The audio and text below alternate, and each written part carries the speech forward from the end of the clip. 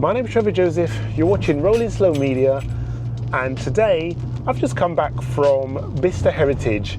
There was an event there organised by Piston Heads, and I thought I'd go and film some cars and do some features. However, as I was packing up, I bumped into a guy called Gopri who owns a stunning 964 Carrera. This car is so cool, and we had such an interesting conversation. I felt it kind of needed its own video. So yeah, basically that's what this is. This is the conversation I had with Gopri about his stunning 964, which he's owned for a very long time.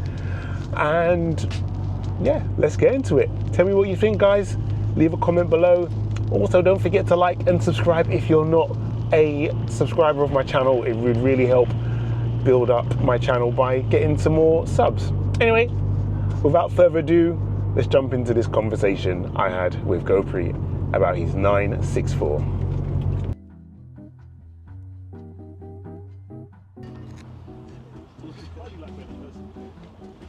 Whose is this one? This is mine. It's yours. Your 964. Thank you very much. You lucky guy. Yeah, that was his. Yeah. Oh, Contentious subject now, I'm joking. I remember this from last year. You was, Yeah. We actually we did some track days with them as well. Yeah? We use them properly. Okay, so they're not garage queens. Last time we Cadwell went Park, to Cadwell yeah, Park a a few weeks ago. Yeah? What, you did in this as well? Yeah. Yeah, I've done Cadwell Park, Silverstone, Goodwood, Brands Hatch in this car. Next month I'm doing a hill climb in this car. Used, not garaged, Properly huh? used and Took me abused. to Le Mans as well, we did. Yeah, we went Really? to Le Mans. We went to Le Mans this year in these cars. Great fun, a lot of laughs, no air conditioning. Hence why But you've got some desktop fans there to compensate. Yeah, that's what, yeah, that's what the fans is for. that? Wherever I go, I have a pair of fans following me. You got your own fans. I take my own fans with me. So, in terms of like mechanical wise, what have you done to this car? Because it doesn't look stock. Okay, this is a 1978 chassis Right. with a 1987 engine and gearbox. The body's from a 964. The rear spoilers from a 993 twin turbo. I was about to say, like, I didn't think they came with that rear spoiler, the 964s. No, Right. come and have a look at the engine. Sure. So, when I had it restored a few years ago, I did a lot of work to the engine. A lot of people don't know this, but you open a 964 engine cover from here. There's this T-bar. Oh, really? That's where the engine cover is for these cars, for all 911s. All the air-cooled 911s. Yeah. Not the raw ones. So this is the engine on my car. Well, you look at that. Yeah. So, where did you say the engine was from? This is from a 1987 Carrera 3.2, Right. and I had the pistons changed from 3.2 to 3.4. Okay, so it's rapid enough to get you into trouble very quickly. Yeah. And what sort of power figures are you pushing out? This is just over 300 brake. Yeah. In such a light car, body. In a car which weighs 1,100 kilograms. Yeah. Yeah. You must really feel that. Yeah, I've owned this car for 23 years now. Have you? Yeah. Oh my! It's part of the family. It is, and my daughter, when she was a baby, she was in the back seat in a baby seat. Yeah. And when I started taking this to track, Brands Hatch, I live around here, Yeah. and she drives this on track with me. No way. And I had to issue. So you used to travel in this car when she was a baby, That's right. and now she Now takes she's it driven on track. and on that, the first time she was out there, I had a tuition from an ex-Le Mans racing driver. Yeah. And he said to me, after taking us both out, he said, "Don't tell her this, but she's a much better driver than you are on track."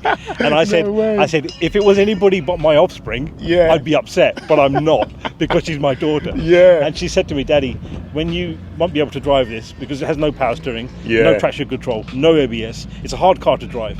She said, "When you can't drive this anymore, I want this car." And I said, "Darling, Oh, man. that's okay. I won't need to sell it. It's yours." Yeah. Oh, she's so lucky. Yeah, I know. She's so lucky. I keep on telling her that. What does she drive as her daily then? I've just bought her a new Mercedes A-Class.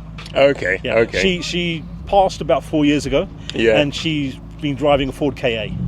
Right. It's a good, Start it's her a slow. good starter car. Yeah. Manual gearbox, obviously. Yeah. And then she said, I want something better now, so Right. bought her an A-Class. So do you daily drive this? Every single day. Oh my days. I don't need an excuse to drive this. I'll go to the supermarket, deliberately forget stuff, and then go back again. The only thing that I don't like is when you park in the middle of an empty car park. Someone parks next to you. Exactly. Oh Yes, my that's so annoying. It's normally a fan like me, isn't it? Yeah, but it's right next to my car. Can't you, like, one space over. But yeah, Wow. it's So you've owned this for over 20 years. 23 years now. Yeah. So you must know every single nut and bolt. Yes, on and this I've car. done a lot of work on this car. I can change the discs, the pads, the Yeah. engine oil, the brake fluid. I've done some work on it a little while ago. That pipe there went, and it was pissing. Pardon me, had oil everywhere, and I had to replace that. I had to replace this. Changed the filter from a big box to a cone filter because I wanted the engine to be exposed, because so many of these cars it looks like a washing machine. You can't see anything. But I wanted the intakes to be exposed. I had all these powder coated. This was powder coated by a friend of mine.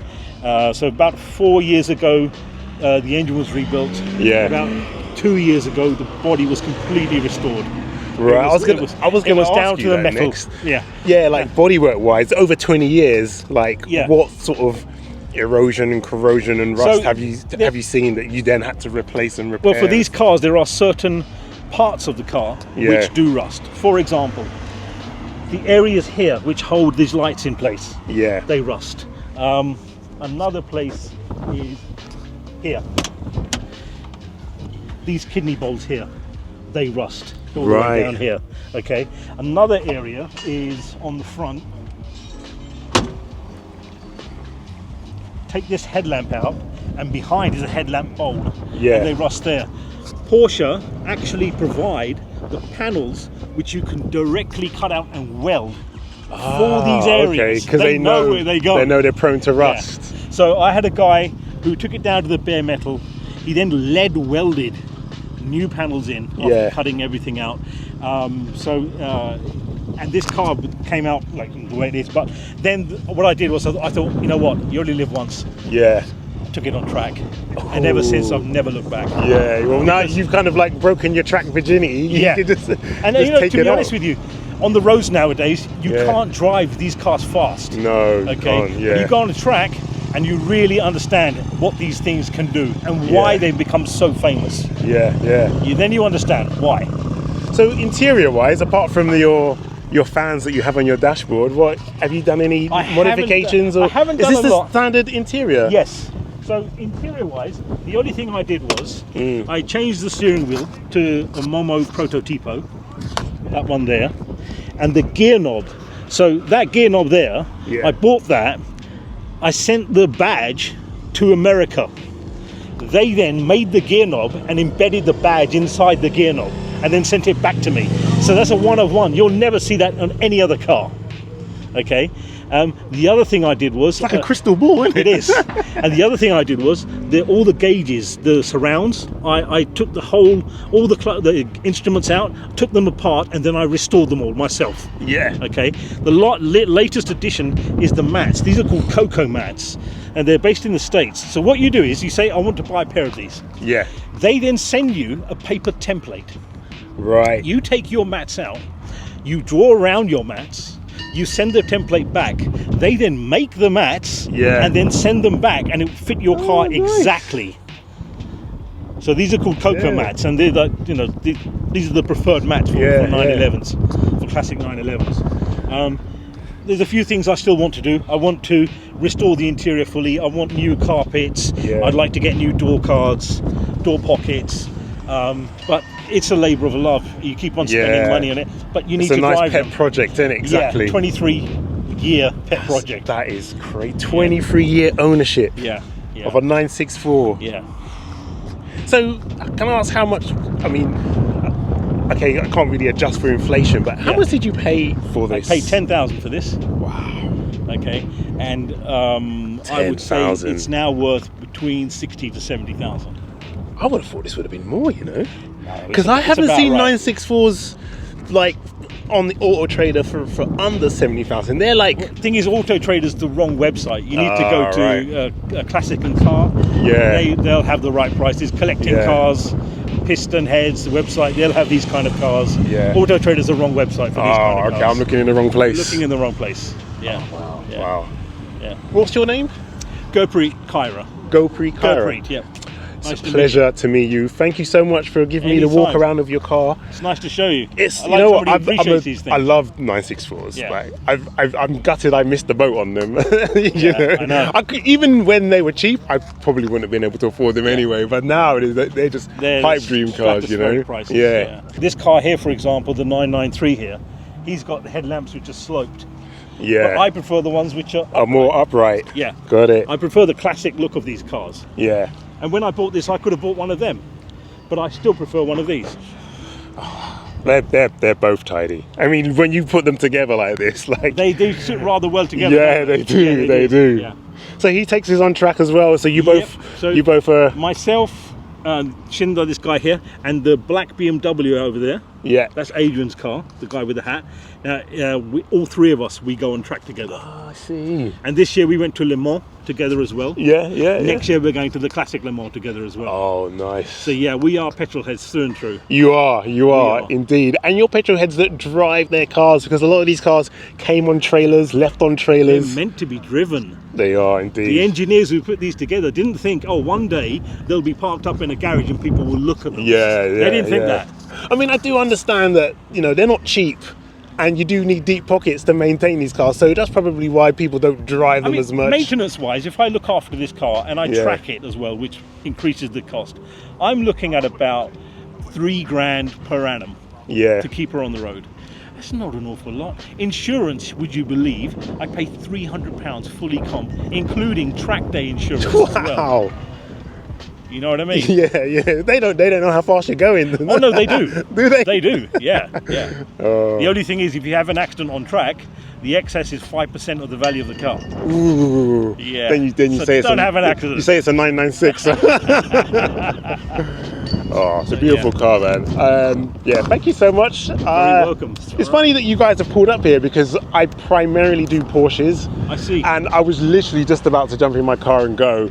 But I was like, I'm going to take a few more pictures of this before I leave. Right. And then you pull up next to it. And and then I a was proper like, Porsche dude, pulls up I got to next get to out. it. Yeah. You hate me for saying that. But yeah, it's a pleasure to meet you. Very nice indeed. Thank you so much. Thank you. Cheers. Nice talking to you. Thank you.